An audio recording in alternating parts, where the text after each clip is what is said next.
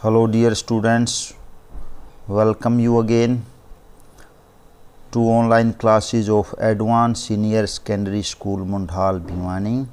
My name is Manoj Kumar. Today I am going to teach class 9th textbook poem The Road Not Taken, written by Robert Frost.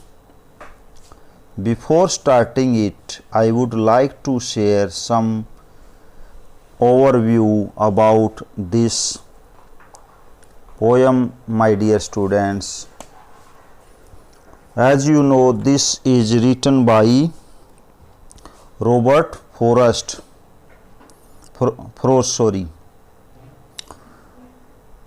The road not taken Kavita Robert frost द्वारा लिखित है। वह American कवि थे। वह ग्रामीण जीवन के अपने यथार्थवादी चित्रण और अमेरिकी बोलचाल भाषण के लिए जाने जाते थे। यह कविता 1916 में पहली बार प्रकाशित पब्लिश्ड हुई। यह कविता हमारे द्वारा किसी विकल्प के लिए निर्णय लेने पर आधारित है, अर्थात हमारे पास किसी चीज़ को करने के लिए कई विकल्प होते हैं, लेकिन यह हमारे ऊपर निर्भर करता है कि हम कौन सा रास्ता चुनते हैं। This well-known poem is about making choices, and the choices that shape us. Robert Frost is an American poet who writes simply but insightfully about common ordinary experiences. जैसा कि मैंने आपको बताया, यह कविता जानी जाती है विकल्पों के बारे में और and the choices that shapes us, और जो हम निर्णय लेते हैं वो किस प्रकार हमारे जीवन में आगे किस प्रकार की भूमिका निभाते हैं, किस तरह से हमारा निर्माण करते हैं।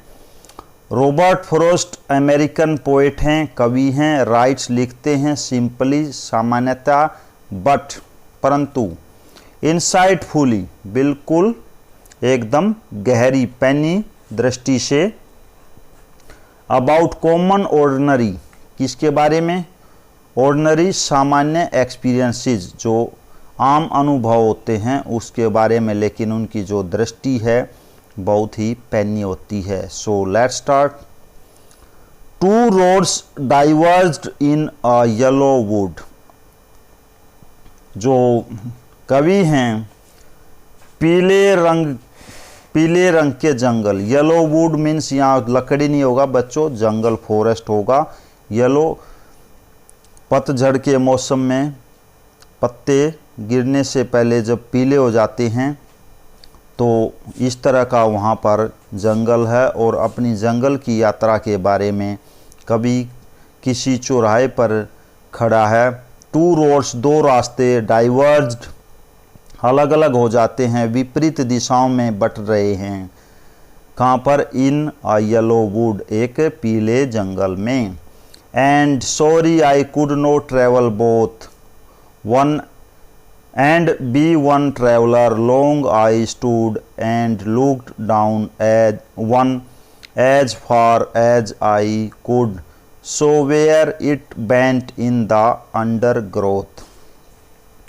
कवि पीले जंगल में चौराहे पर खड़ा है। दो सड़कें या रास्ते अलग अलग दिशाओं में डाइवर्ज्ड बट रहे हैं। एंड वह दोनों रास्तों पर नहीं चल सकता क्योंकि एक ही ट्रैवलर है, यात्री है। वह पहली सड़क को जहाँ तक देख सकता था देखता है। कब तक? जब तक कि वह सड़क मुड़कर झाड़ियों में लुप्त या खो नहीं जाती। Second, then took the other just as fair and having perhaps the better claim, because it was grassy and wanted wear, though as for that the passing there had won them really about the same. अब दूसरी सड़क भी उतनी ही fair, ठीक है, अच्छी है, सुंदर है, जितनी कि पहली, and having perhaps the better claim, लेकिन वह पहली सड़क से बेहतर होने का दावा करती है। कौन सी? दूसरी सड़क या दूसरा रास्ता वो ले लेता है। Because it was grassy and wanted wear, क्योंकि इस पर घास उगी हुई थी और अभी सॉरी वॉन्टेड वियर, घास भी नहीं हटाई गई थी या घास घिसी नहीं है। Though as for that the passing there,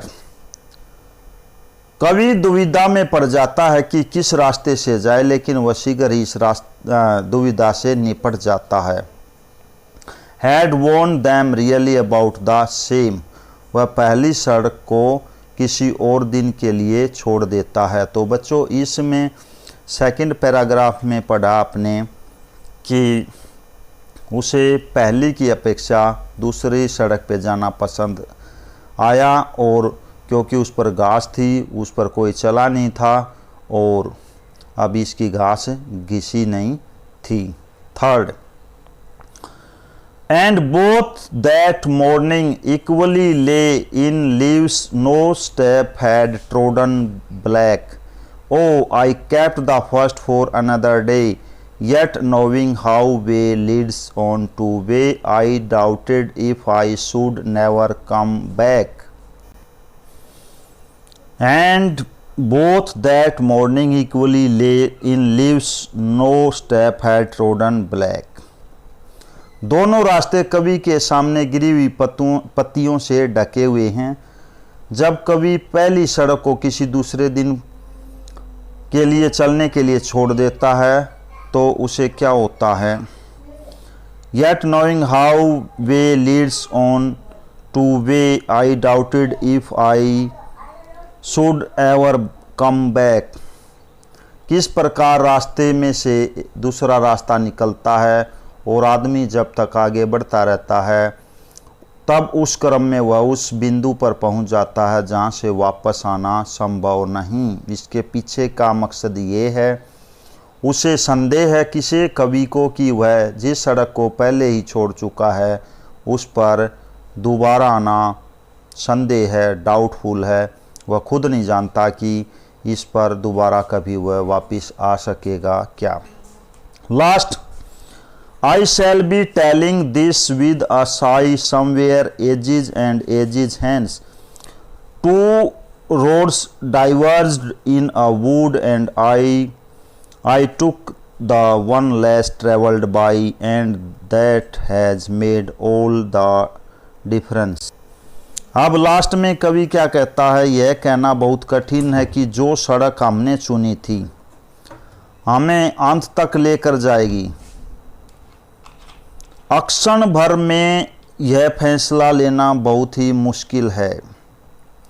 अब वो कहता है, I shall be telling this with sigh somewhere ages and ages hence, आहें भरकर बता रहा हूँगा कि उसके जो चयन था, उसका चॉइस थी, टू रोड्स डाइवर्स, दो रास्ते अलग अलग चल रहे थे जंगल में, जो उसने रास्ता अपनाया था जो कम चला हुआ था। शायद जो सड़क नहीं अपनाई गई ज़्यादा ठीक रहती, जो चलने के लिए चुनी गई थी, लेकिन अब वह कुछ नहीं कर सकता था क्योंकि उसके चयन को बदला नहीं जा सकता था। So my dear student, this was the poem the road not taken. यहाँ पर रॉबर्ट फ्रॉस्ट दो रास्ते बताता है जंगल के, वह दूसरा रास्ता चुनता है, लेकिन लास्ट में उसे लगता है कि दोनों ही रास्ते सेम और सुंदर हैं, ग्रासी हैं, घास घिसी हुई नहीं है, और हो सकता था कि जो पहला रास्ता वो अपनाता वो ज़्यादा बेटर होता लाइफ के लिए। लेकिन जो निर्णय हम जिंदगी में ले लेते हैं उसको बाद में बदला नहीं जा सकता। So my dear student, I would like to tell that आप जो भी निर्णय फैसला लें बिल्कुल सोच समझ कर लें, जिससे कि बाद में पश्चाताप ना करना पड़े। सो ये एक मैसेज की तरह थी पोएम, आपको अच्छी लगी होगी। I hope. Thank you and have a nice day.